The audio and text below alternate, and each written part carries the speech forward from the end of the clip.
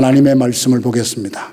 사사기 1장 8절에서 21절 말씀입니다. 우리 한 목소리로 함께 읽겠습니다.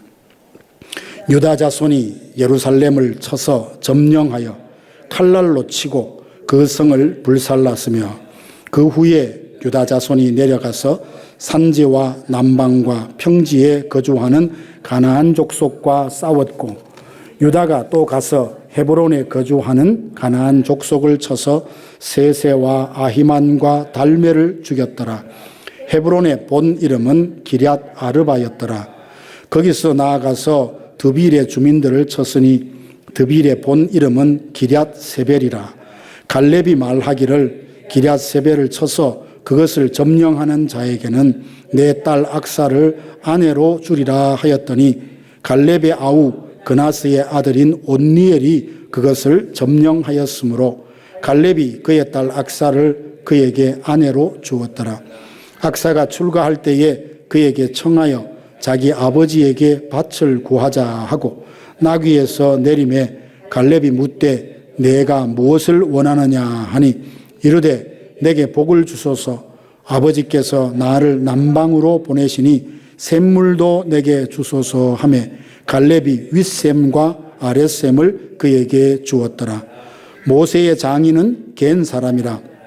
그의 자손이 유다 자손과 함께 종려나무 성읍에서 올라가서 아랏 남방의 유다 황무지에 이르러 그 백성 중에 거주하니라. 유다가 그의 형제 시므온과 함께 가서 스밧에 거주하는 가나안 족속을 쳐서 그곳을 진멸하였으므로 그 성읍의 이름을 호르마라 하니라. 유다가 또 가사 및 그 지역과 아스글론 및 그 지역과 에그론 및 그 지역을 점령하였고 여호와께서 유다와 함께 계셨으므로 그가 산지 주민을 쫓아내었으나 골짜기의 주민들은 철병거가 있으므로 그들을 쫓아내지 못하였으며 그들이 모세가 명령한 대로 헤브론을 갈렙에게 주었더니 그가 거기서 아낙의 세 아들을 쫓아내었고 베냐민 자손은 예루살렘에 거주하는 여부수 족속을 쫓아내지 못하였으므로 여부수 족속이 베냐민 자손과 함께 오늘까지 예루살렘에 거주하니라. 아멘. 오늘부터는 몇 주간 사사기의 말씀을 가지고 함께 은혜 받고자 합니다. 사사시대는 하나님께서 약속하신 가나안 땅에 들어갔습니다. 근데 이제 여호수아가 죽은 이후부터 사울 왕이 세워지기까지, 그러니까 왕정 시대가 시작될 때까지의 기간을 사사시대라 그렇게 말을 합니다. 이 시기에는 보면 샬롬, 하나님의 평강을 약속받은 그 땅에서 엔샬롬, 평강을 잃어버린 사람들의 애가로 가득한 성경입니다. 그들은 영적인 침체기에 빠져서 악순환을 계속 반복하고 있는 내용을 보게 됩니다. 이 사사기 성경의 핵심 구절을 잡으라라고 말한다면 사사기 21장 25절일 것입니다. 그때에 이스라엘의 왕이 없으므로 각기 사람이 자기 소견에 옳은 대로 행했다. 이 말씀은 사사시대가 어떤 시대였는지를 관통하는 핵심을 짚어주는 말씀이라 생각합니다. 여호수아가 마지막 죽기 직전에 온 백성들을 광야에 모으고 공언하지 않습니까? 오늘날 너희가 섬길 신을 선택해라. 오직 나와 내 집은 여호와만 섬기겠다. 그럴 때 많은 백성들이 여호수아의 그 고백과 결단을 보면서 우리도 여호수아 당신처럼 하나님만 섬기겠습니다. 그렇게 다짐을 했죠. 하지만 여호수아 죽은 이후에 그들의 마음은 하나님으로부터 급히 떠나고 말았습니다. 겉으로 보면 적과 꿀이 흐르는 가나안 땅에 들어왔지만 내면적으로는 하나님과의 언약이 파기된 상태. 끊임없이 하나님은 그 백성을 봐며 가슴 아파하고 근심하는 그런 때를 보냈습니다. 이 사사기의 구조는 아주 독특합니다. 서론과 그리고 결론 부분에서 두 가지의 서론, 두 개의 결론이 나온 그 사이에 12명의 사사들의 활약을 활약상을 기록하고 있는데요. 서론 중에 첫 번째는 뭐냐면 이스라엘 족속들이 그 땅에 들어가서 땅을 다 분배를 받았어요. 지파별로. 그런데 그 분배받은 그 땅을 다 정복하지 못했다는 기사가 계속 나옵니다. 두 번째 서론은 이제 여호수아와 하나님의 그 역사를 체험했던 산증인들, 신앙의 1세대들이 다 세상을 떠나자 그 믿음이, 여호와를 경외하는 신앙이 다음 세대로 전해지지 못하고 그 1세들이 다 죽자 2세들은 하나님을 알지 못했습니다. 그때부터 사사기에 혼란이 시작되는 것을 보게 되고요. 결론도 두 가지인데 하나는 뭐냐 하면 미가의 에브라임 지파에 있는 미가의 한 가정의 모습을 보면서 그 시대가 얼마나 타락했고 그리고 믿음의 기준이 넘어졌는가를 알 수 있는 내용이 나오고요. 두 번째 결론은 뭐냐? 레위인의 첩이 있었답니다. 그 첩으로 인해서 일어난 많은 내전들, 이걸로 사사기를 결론 지으면서 이스라엘의 왕이 없으므로 각자 자기 소견에 옳은 대로 행동했다. 이렇게 사사기가 결론을 짓고 있습니다. 오늘 우리가 살필 사사기서 1장은 그 서론인데요. 오늘 서론을 쭉 읽다가 보면 질문이 생겨요. 뭐냐 하면 2절에서 하나님이 분명히 말씀하세요. 이 땅을 내가 너희들에게 주었다. 너희들에게 넘겨주었다. 라고 하셨는데도 불구하고 그 땅을 정복해 나가는 과정에서 반복되는 표현인데 그게 뭐냐 하면 쫓아내지 못했다. 쫓아내지 못했다. 이 말이 계속 반복되고 있습니다. 신앙의 연륜이 깊어질수록 우리 마음속에 두 마음이 이렇게 늘 일어나서 갈등하지 않나 생각해 봅니다.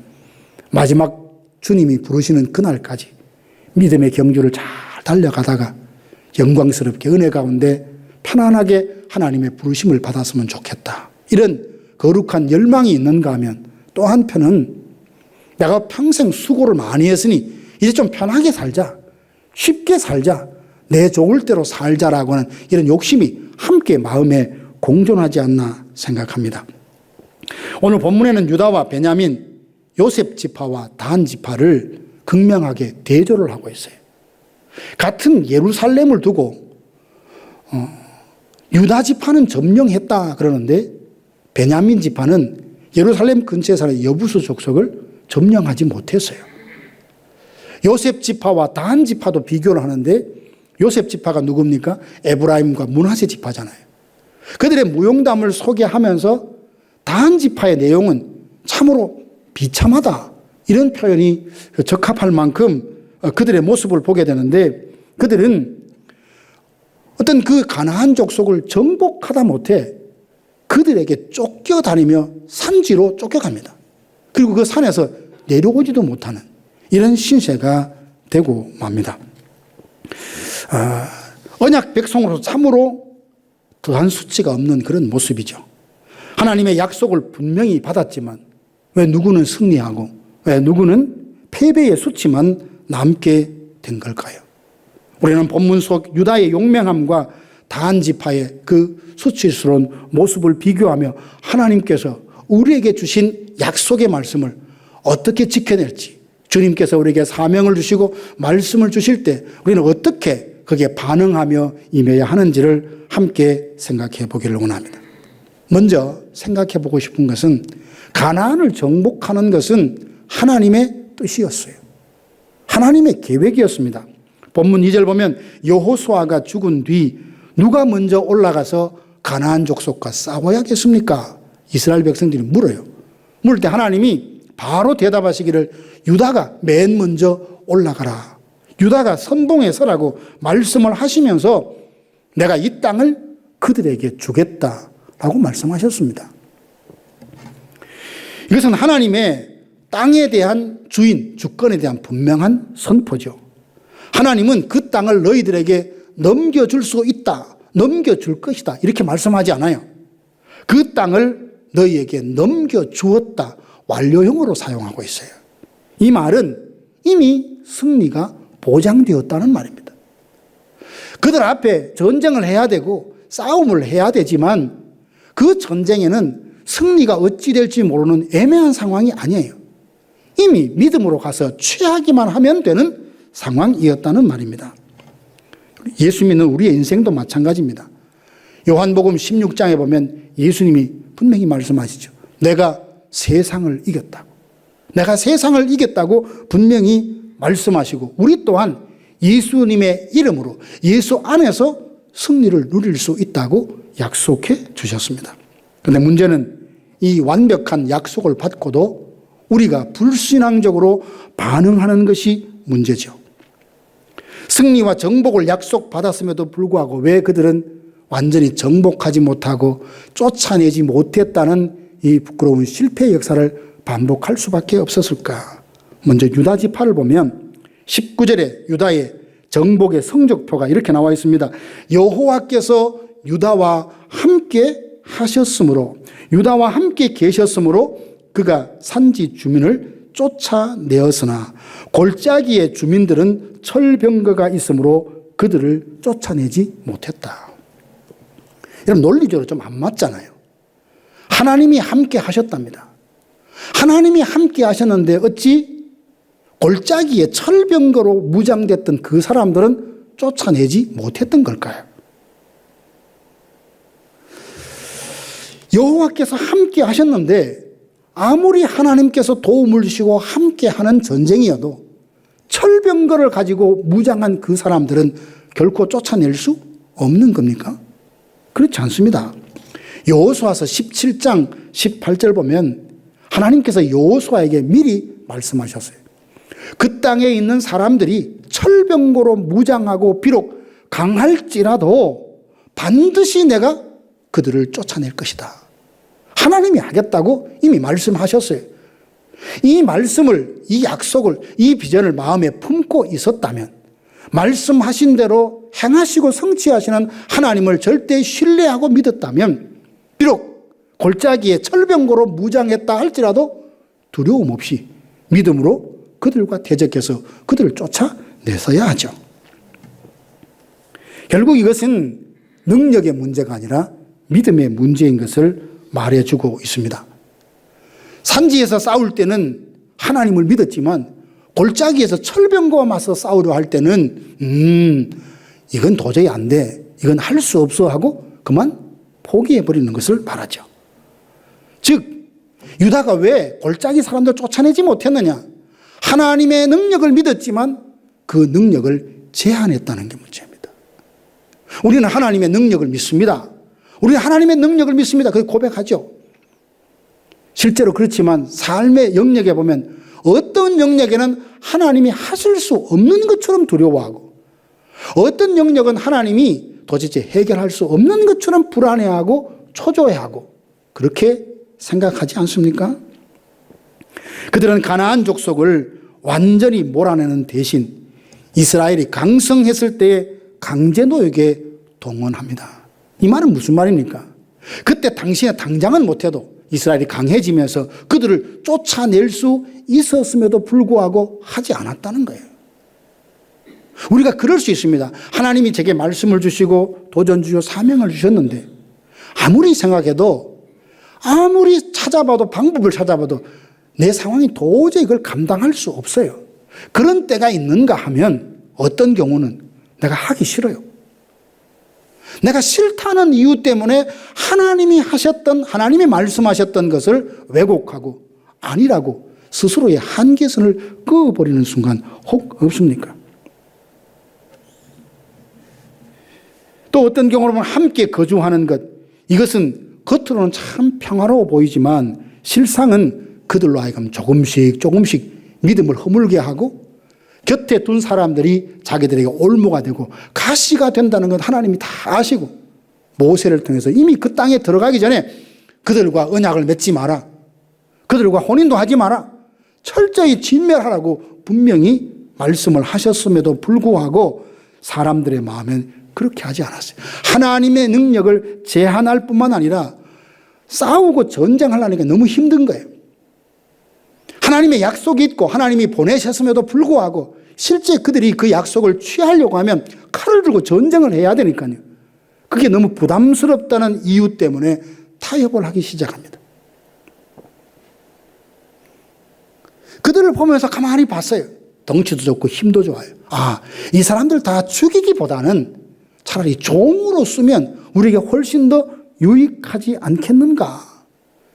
죽이라는 하나님의 명령에 온전히 순종하기보다는 이들을 살려서 종으로 삼으면 내게 더 이익이 되지 않을까라는 생각에 온전히 말씀대로 순종하지 않고 타협을 했습니다.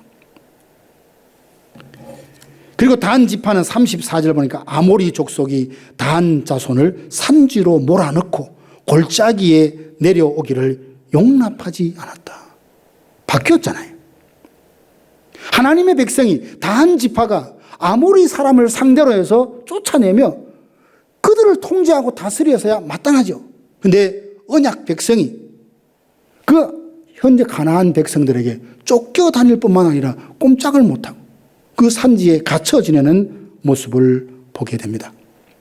정복하러 들어간 하나님의 군대가 정복은 고사하고 끊임없이 쫓겨다니는 모습을 보게 되죠.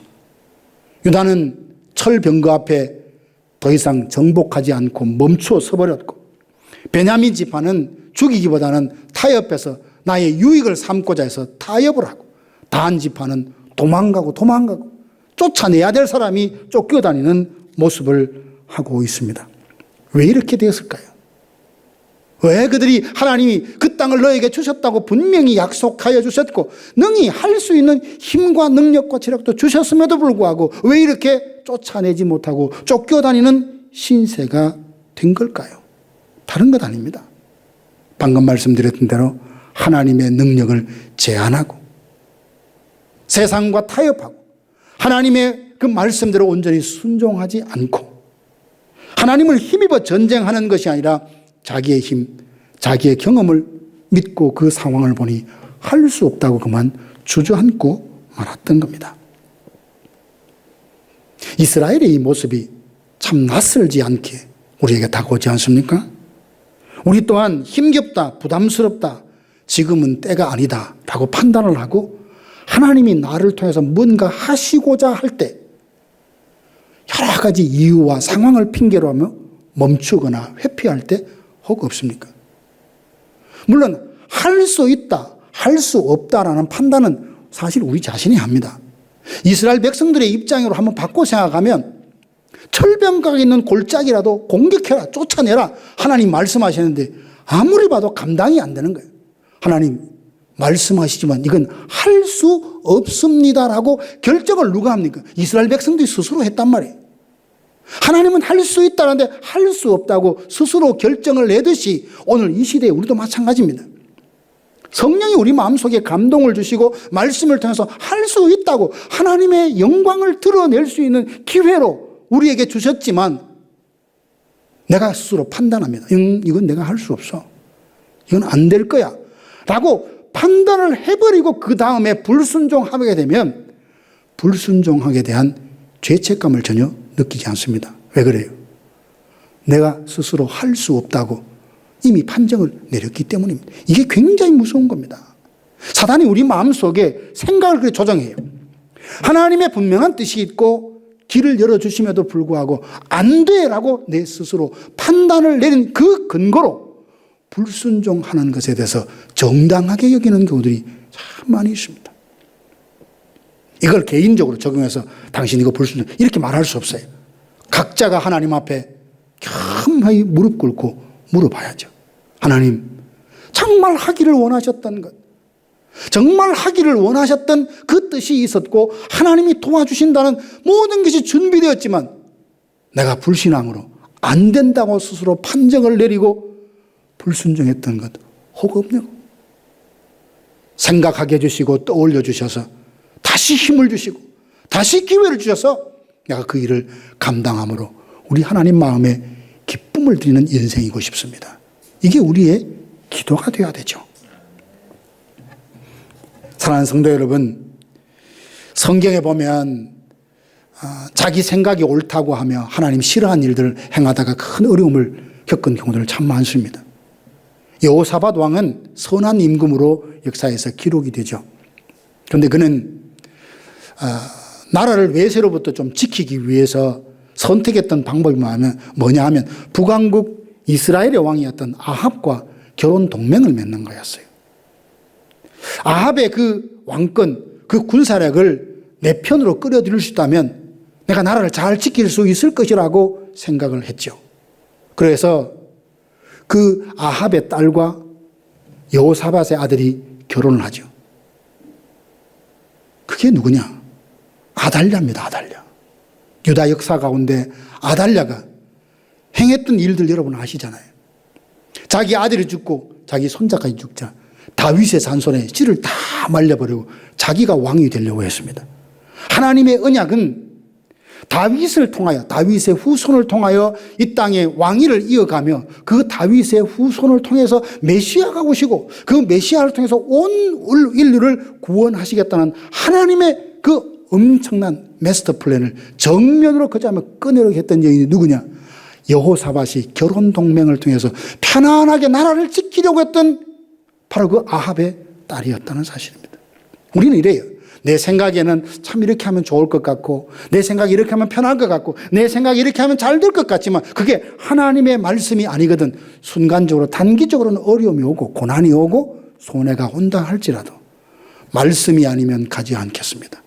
주께서 기뻐하신 뜻이 아니면 가지 않겠습니다. 이 마음 중심으로 갖고 살아가면 하나님이 그 인생을 온전히 책임져 주십니다.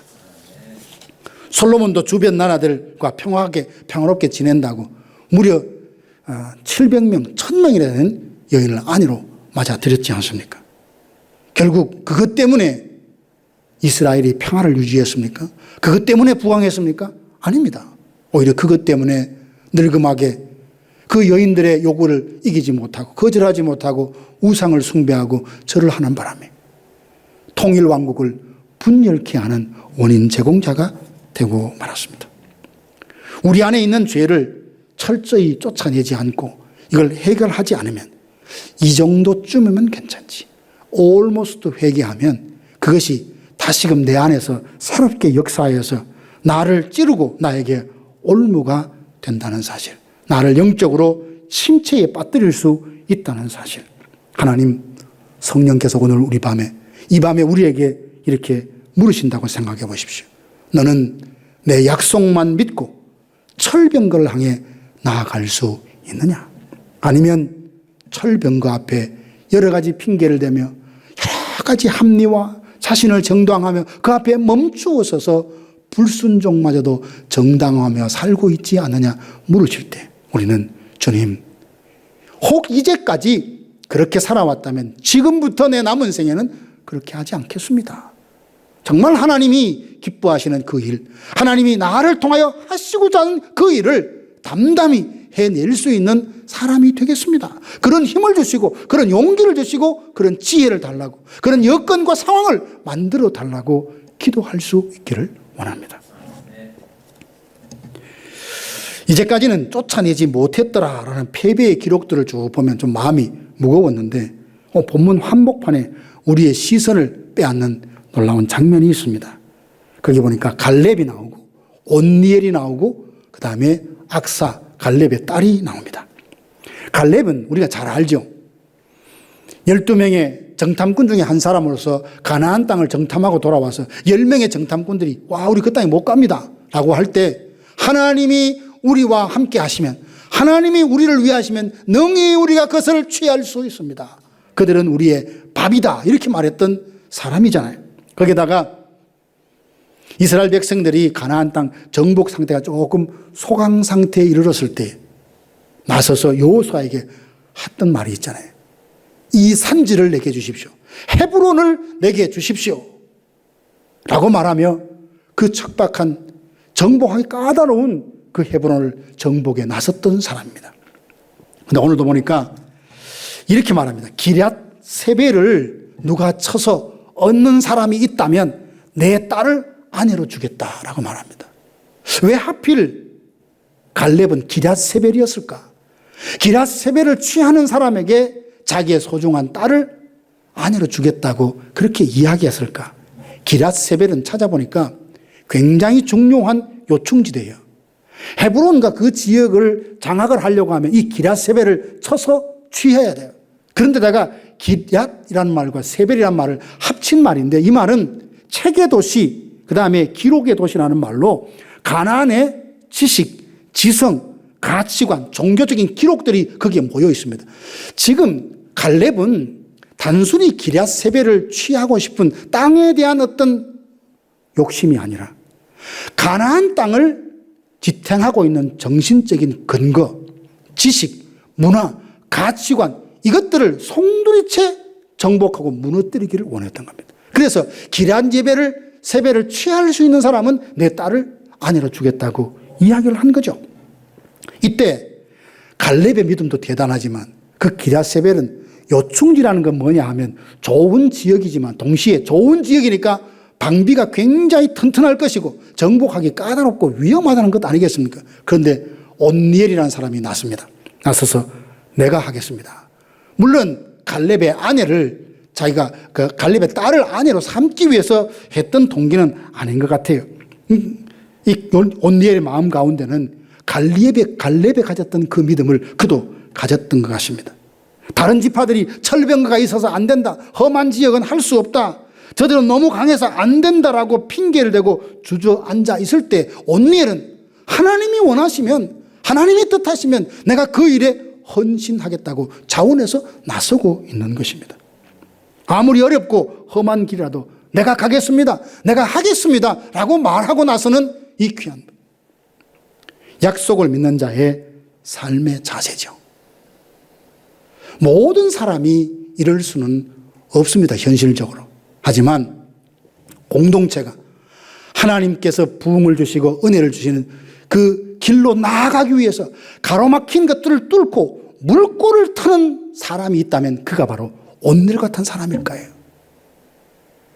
다들 아이고 어려워, 힘들어, 나도 힘든데, 이게 아니라 하나님이 원하시면 나를 드리겠습니다. 비록 능력이 부족하고 지혜가 부족하고 어리석고 미련한 부분들 있고 오늘까지 훌륭하고 좋은 많은 전적 경력이 없지만 하나님이 나를 통하여 그 일 하기를 기뻐하신다면 나를 드리지요 라고 하며 온니엘처럼 나서는 그 사람이, 하나님이 그 사람 손을 두고 막힌 벽을 뚫고 가로막힌 물길을 내서 하나님께서 놀라운 일을 행하시는 걸 보게 됩니다. 교회사나 성경에도 보면 특출한 능력이 있어서 하나님 앞에 쓰임받는 것이 아니라 주님이 원하시면 나를 하나님 앞에 드리겠습니다, 헌신하는, 약속을 믿고 신뢰하는 그 사람을 통해서 하나님이 놀라운 일을 행하시는 것을 보게 됩니다. 거기에다가 갈렙의 딸도, 이 악사도 참 대단한 여인입니다. 갈렙이 딸에게 남방을 기업으로 주겠다라고 했는데 16절에 보니까 이곳 남방은 황무지와 같은 곳이에요. 어떤 기업을 준다면 물이 넉넉하고 목초지가 좋은 곳을 아버지가 주면 감사합니다 라고 그렇게 받겠지만 척박한 황무직한 땅을 개간하는 주는 겁니다. 그러면 딸은 보통 딸 같으면 아빠 왜 나에게 이런 걸 밖에 안 줍니까? 원망하기도 하겠지만 갈렙의 딸 악사는 그렇게 하지 않았습니다. 아버지 나에게 복을 주십시오 라고 말하며 원망하는 대신 내게 주신 이 황무지를 축복의 땅으로 만들 수 있는 셈을 내게 주십시오. 이 말은 우리식으로 바꾸면 이런 거예요. 너무나 힘들고 너무나 어려운 일들을 내게 맡기셨어요. 왜 하필 나에게 이런 일입니까? 원망이 아니라 하나님께서 맡겨준 걸 감당할 수 있도록 은혜 위에 은혜를 내려주십시오, 이런 말이에요. 이게 악사예요. 모두가 안 됩니다, 힘듭니다, 철병거 때문에 그 원룸이 너무 강하게 저항하니까 안 됩니다, 안 됩니다, 안 됩니다 하지 못했다는 기록 가운데 갈렙이 기럇세벨을 쳐서 정복하기를 원했고 그 마음에 호응을 해서 나섰던 온니엘이 있고, 그리고 황무지 같은 땅을 기업으로 받았지만 셈을 구하며 그 땅을 축복의 땅으로 개간하고자 했던 이 악사가 있는 겁니다. 그렇게 보면 온니엘과 갈렙과 이 악사는 그야말로 호전적인 사람, 굉장히 어떤 일을 적극적으로 하는 사람이에요. 그러고 보면 왜 이 세 사람이 이 본문에 등장했을까? 다른 것 아닙니다. 하나님께서 지금 이 사사시대에 뭘 말씀하시는 거예요? 내가 왕이라고, 이스라엘에 왕이 없다지만 왕이 없는 것이 아니라 왕으로 존재하고 계시는 하나님을 왕으로 인정하지 않는 그 시대에 하나님의 왕됨을 인정하고 그분의 그분의 능력을 힘입어서 하나님이 약속으로 주신 그 땅을 하나님의 나라로 바꿀 수 있는 호전적인 사람, 적극적인 사람, 자기를 그 일에 헌신하는 갈렙과 온니엘과 악사와 같은 사람을 통하여 하나님은 그 땅을 젖과 꿀이 흐르는 땅으로 만드시는 거예요. 예수님이 그러셨죠. 세례 요한 때부터 천국은 침노하는 자의 것이다. 침노하는 자의 것이다. 하나님이 약속을 주셨지만 가만히 감나무 밑에 입 벌리고 있으면 홍시가 툭 떨어지는 식이 아니라 하나님 약속하셨지만 믿음을 가지고 헌신하며 충성하며 땀 흘리며 매달리며 그 일들을 해내는 사람이 천국을 차지하고 천국을 누린다는 말씀이죠.